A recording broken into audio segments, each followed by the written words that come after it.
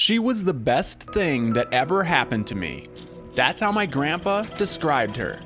Eirleen Johnson was born June 18, 1928 to Alice and Carl Johnson. I can only imagine. She was raised on a farm with her brother and 5 sisters. She was homecoming queen in 1946. She was raised in a Christian home and accepted Christ as her savior at an early age and never looked back.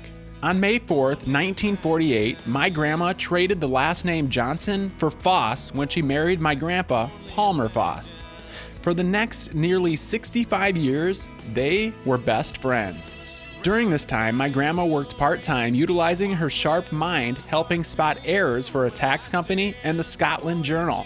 However, her full-time attention and passion was all about supporting my grandpa on the farm with their kids Karen and my dad Jerry. Her family was her pride and joy. In addition to being a great wife and mother, I can attest to the fact that she was an awesome grandma. As a kid, I enjoyed spending a lot of time on their farm. Us grandkids were always given undivided attention and entertained by one of their exotic pets, playing games, or eating grandma's amazing home cooking. As my grandmother aged, she was unfortunately diagnosed with Alzheimer's disease. It is a brutal disease that eventually took her sharp mind, and she eventually had to leave the farm. The one upside of the disease is that it did prove that fairy tale love does exist.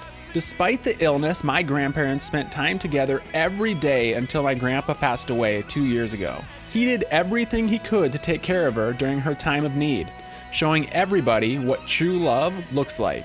I remember my grandma as being one of the nicest people I've ever met. She was always serving other people and making sure that those around her were happy. She epitomized selflessness. I know that I can speak for my entire family when I say that we love her very much and will miss her greatly. Eirleen Foss was the best thing that ever happened to my grandpa. And on December 27, 2015, they were reunited. This time for eternity. I can only imagine when all I would do is forever worship you.